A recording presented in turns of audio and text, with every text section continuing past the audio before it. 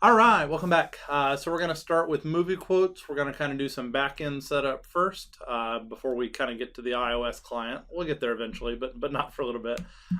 So the first thing we want to do is you want to go over to console.firebase.google.com. It should look something kind of sort of like this. Create a new project. Call it whatever your username is. So I'm FisherDS. And then MovieQuotes. And then click on Create Project. I've already got one, so I'm not going to create it. I'm just going to go to mine. Once you create this new project, it'll take you into an area that looks like this. What we're going to play with first is the database. So your database will come on here. It'll say your username hyphen movie hyphen quotes. I've made a couple of these, so this one kind of has some gibberish characters at the end. Don't worry about my gibberish characters. That's just so that I don't conflict with something else I have. So your database will have nothing in it right now. Your rules will be the default, which is auth not null and auth not null. In the previous video, what we did, and you can do the same thing here, is we just made these be true, and that's totally a fine thing to do for what we're doing. Just to mention it though, there are other things you can do, and one thing you can do is you can go into the auth area here, and you can allow anonymous sign-on. That and so I said enable and save. That kind of sort of does the same thing, so that you have to be signed on to be able to read and write things. But anonymous sign on, it lets everybody sign on. Not worried about it. We're gonna have a whole unit about sign in. I just thought I'd mention some people really don't want to say true. They would rather leave it with auth. So there's alternate ways to get around it. You can also do more with these rules than what we've done in the past. And so what I'm going to do is I'm going to have us copy in some rules, and we'll just kind of talk about it a little bit this time. We won't go into all the details. So I'll go ahead and put the rules above the video, but they kind of look like this. And just take those rules, and you can actually just paste them right in here, right? So take what's in here and delete it, and then just paste on some new rules.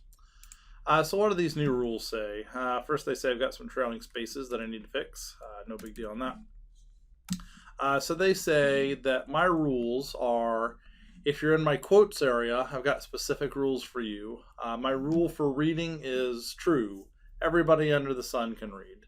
My rule for writing to this area is true. Everybody under the sun can write to this area. And then I've got some rules about the data that can go in here as well.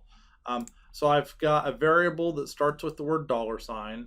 Anything that starts with the word $sign means that it's going to be something that's auto-generated. If you remember what the keys looked like, they were auto-generated keys. So this is just an auto-generated key. You can give it a name after the $sign if you want. So I called it MovieQuotes. So a MovieQuote is going to have in it a key called movie, which in order to validate it just has to have any new data is a string. And it's also got a quote, and its rule for validating is that all new data has to be a string. Little protection rules like this can keep your app up and running from mischievous attacks, right? I mean, we're not even doing auth, so we're not really worried about mischievous attacks. But if you think back to favorite things, how we just assumed that the thing that was at this path was a number, rules like this can guarantee that the thing that's at that path is like a number. Or in this case, a movie quote will have a quote and a movie, and they're both strings. And then there's this $sign for other, so this means anything else is not valid, right? So rules like this can be important if you're doing real apps. Admittedly, for most things we're doing, students don't care about rules because they just want to get it working, right? Once you've got your rules written, if you want to, you can actually test them out with their simulator here.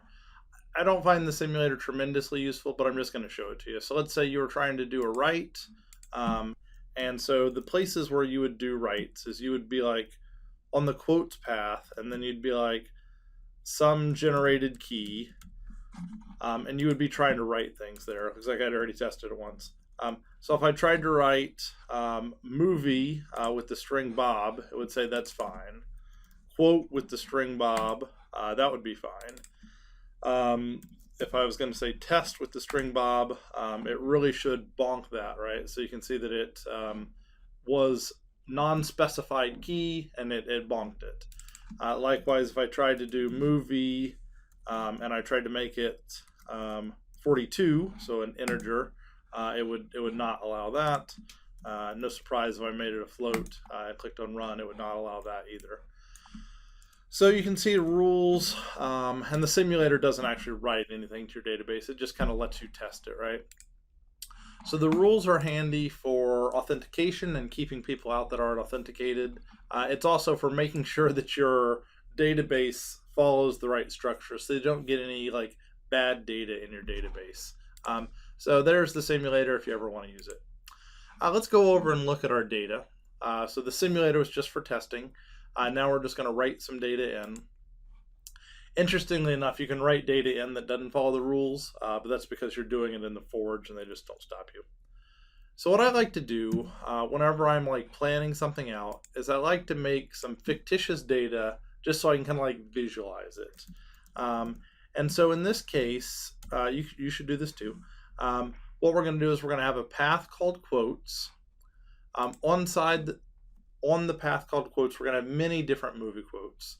Each movie quote is going to get a generated key. I'm just going to type in the words generated key for now, which is fine. And it's going to have a movie. So let's just go ahead and do one for Rocky here.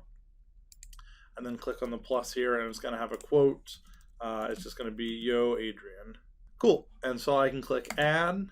And I think this ability to like see your data really transparently is just very valuable. Also, just the ability to create things is just really handy.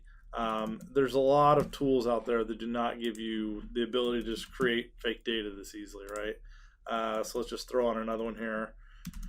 I'll throw in Terminator with the quote, I'll be back. Great, I think that's enough for now. I've just kind of got some generated things in there. I can also go look at my rules, and I can see that they're kind of keeping me safe for things. And so the back end is set up, right? In fact, there were some things we did that we didn't even have to do.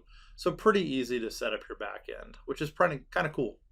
All right, come back next time, and we're going to show you how to make a web app, which is going to be kind of crazy. All right, see you then. Bye.